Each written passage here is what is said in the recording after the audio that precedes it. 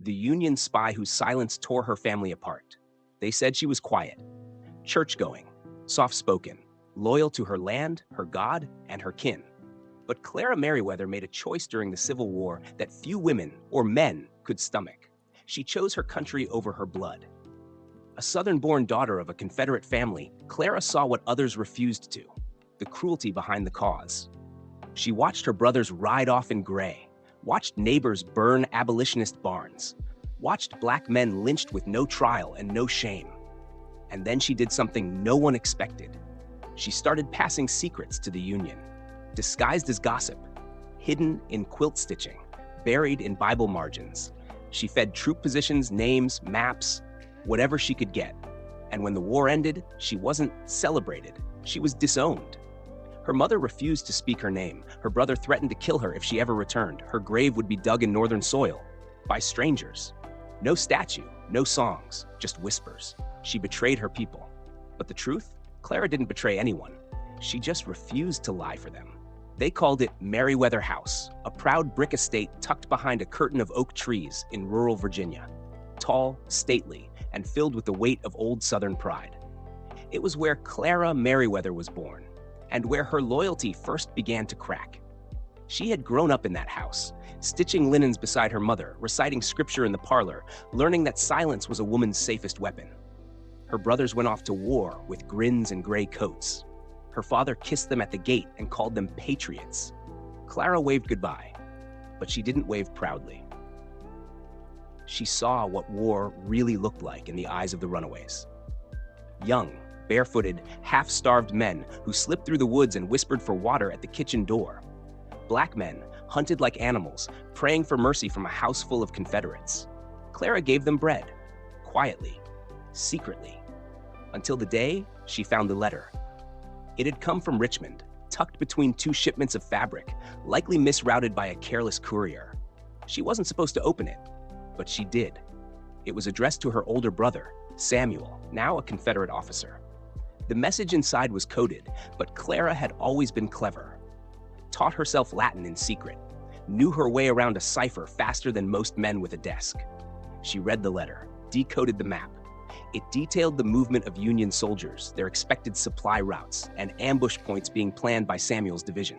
She held it for a long time, her fingers trembling. Then, in the dead of night, she copied every word into the margins of her old Bible and burned the original in the fireplace. The next morning, she made a trip into town. What she really did was pass through a church in Harper's Bend, just long enough to leave the Bible with an old Northern sympathizer posing as a minister. It would reach Union hands. She knew that, and she also knew what that made her. A spy. Not officially, not trained, not paid, but a traitor nonetheless. To her family, her land, and the world that raised her. That night at dinner, her father toasted, "Our boys in gray." Samuel laughed. Her mother hummed. And Clara? She smiled gently, sipped her water, and wondered how long it would be until someone noticed the fireplace still smelled like ash and ink. Kitchen buzzed with tension, cloaked in civility. Clara moved among the Confederate officers like a shadow in the sun, polite and careful. Her pale apron was spotless, her back straight, and her face wore the soft smile expected of a well-trained house servant. But behind her eyes, something stirred. A readiness, a strategy blooming in silence. She poured tea with gentle hands, nodding at the small jokes and nods passed among the officers, her ears sharper than they knew. Every word, every careless whisper about troop movements, supply shortages, and distant battles, she tucked into memory. As she leaned to place a cup near Colonel Whitford, her gaze slid toward the hallway where Thomas, her brother, lay burning with fever. Later, in her candlelit room tucked beneath the servants' quarters, Clara unfurled her quilt. The fabric trembled in her hands, and the needle moved with precise rhythm. Her fingers didn't just stitch, they whispered. Hidden within the curves of vines and petals, in the looping edge of each corner, she embedded symbols, messages, a secret code taught to her by her uncle, meant for the underground network, the kind of language the white folks never thought she could know, let alone master. She had little time. Already, Thomas had begun to speak strange things between shivers and coughs. That evening, while others sat to supper, she slipped into his room with broth and warm cloth. His hand clutched hers the moment she sat down, his eyes half-lidded and wild with fever. "They're moving the line. Northeast, 2 days," he rasped. "Ammo running thin. Whitford, he's bluffing. He don't have the men." Clara pressed a wet rag to his lips, her heart pounding. "Shh, rest. You've done enough." But the details mattered. They were sharp as any blade and as dangerous. She memorized everything. Then she kissed his forehead and tucked him in like they were children again. By the next afternoon, word had spread. Not about Clara or her sewing, but about her. Her mother waited at the gate when Clara returned from the market, face hard as the storm clouds behind her. No hug, no questions, just that deep ache only mothers can deliver with a stare. "You walking into a grave, Clara?" she said, voice brittle. "I'm walking out of one," Clara replied, her hands tightening on the strap of her bag. "You think they won't hang you? You think your freedom buys protection? I think hiding never bought us a damn thing." Thunder cracked somewhere far off. Clara didn't flinch. Her mother shook her head, then turned her back. It felt colder than a slap. That night, Clara stitched for the last time. A simple handkerchief, smaller than her usual work, soft and white. Every loop of thread carried a name, a date, a movement. The last of Thomas's words. She worked by the small light of a candle, her hands trembling but steady. Her eyes were rimmed red, her throat sore from holding in everything she couldn't afford to cry out. The house behind her lay still. No footfalls, no voices. Just the clock, ticking away the seconds until morning, until escape, until war caught up with every lie they had lived. And still, her needle moved. It started with silence, then came the locks. Clara returned from her ride into town to find the front door barred from the inside. No candle in the window, no plate on the table, just her father on the porch with his rifle across his lap. "You're not welcome tonight," he said without raising his voice. "Or any night after." She blinked. The air froze between them. "Papa, what are you talking ab?" "Don't lie to me, Clara." Her heart thundered, but her voice stayed calm. "Have you gone through my room?" He didn't answer, but she saw it in his eyes. He had. And worse, he'd found what she left behind, a piece of linen, just one. Not enough to convict, but enough to destroy trust. Her mother came to the door, but didn't open it, didn't cry, didn't scold. She just said, "You should go, before Samuel comes back." Samuel, the one with a temper and a saber and a long memory for disloyalty. That was all Clara needed to hear. She left that night with nothing but her coat, a Bible, and the horse she used to ride as a girl. Behind her, Meriweather House stood like a tombstone. She crossed into Union lines 3 days later. They didn't greet her with celebration. A spy without a badge was just another liability. They questioned her, searched her, held her in a shack for 2 days until a colonel finally confirmed her value through coded letters received weeks prior. "So you're Juniper," he said, flipping through her notes. "Not what I expected." She didn't flinch. "Neither were you." He laughed, more amused than cruel. "You've done more damage to the Confederacy than 10 regiments, but your name will never be on any record. You understand that?" She nodded once. "I didn't do it for history." "Then what did you do it for?" She looked away. "Because someone had to."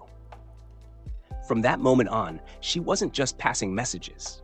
They trained her, moved her, used her in ways no lady from Virginia was supposed to be used. She dressed as a nurse, carried false identities, passed maps sewn into corset seams and antidotes disguised as perfume bottles. Each mission took her farther from home. Each act of service carved her deeper into exile. The war would end in years, but her welcome home had ended already, and she knew it. Clara Meriweather wasn't just dead to the South. She was a ghost haunting her own bloodline. 4? Here is part 4 of She Spied for the Union, and Her Family Never Forgave Her. We now explore Clara's final acts of service and the price she pays for choosing a truth no one wanted spoken. Part 4, The Woman with No Home, 1864. Everyone in Washington knew Juniper.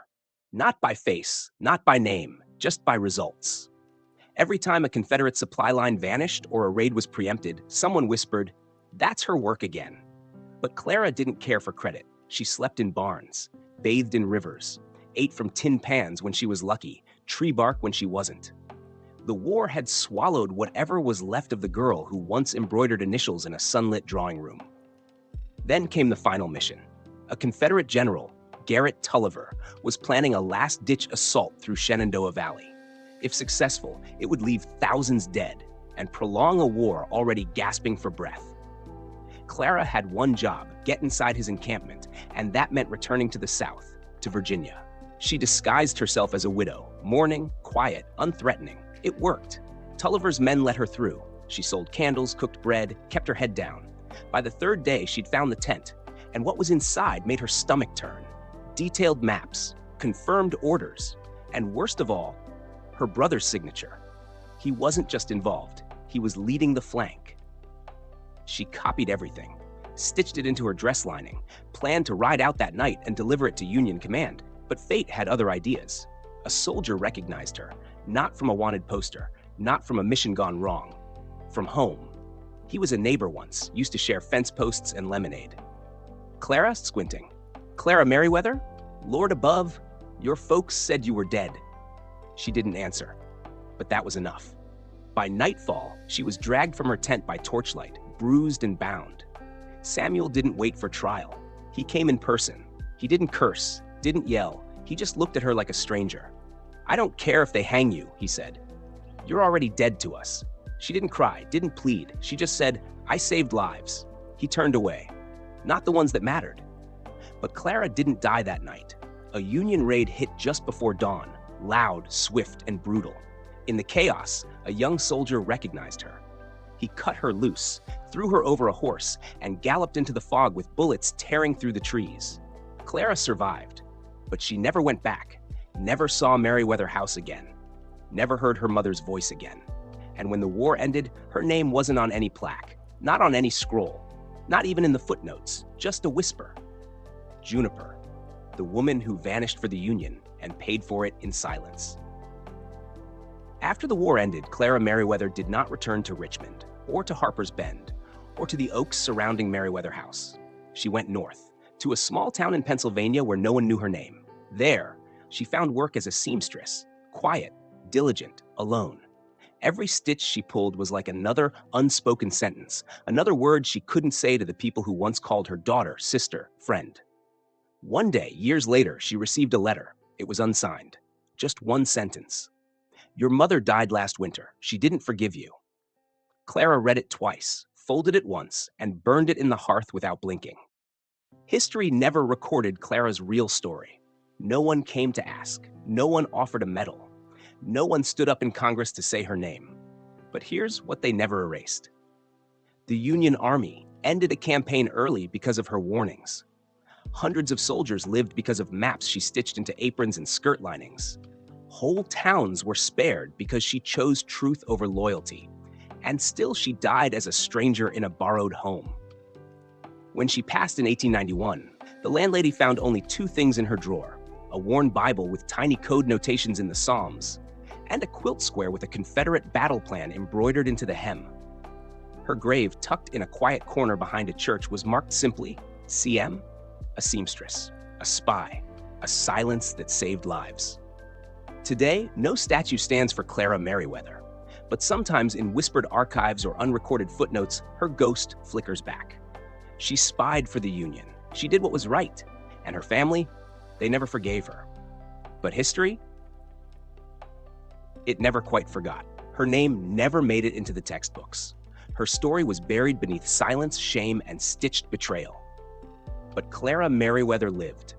She chose country over kin, truth over comfort, and in doing so, saved lives at the cost of her own peace. If this story moved you, even just a little, please like this video. Share it with someone who believes doesn't always wear a uniform. And subscribe for more stories of forgotten heroes, erased names, and the truths that history tried to leave behind. Because some sacrifices were never written down, and it's time we remember them. Would you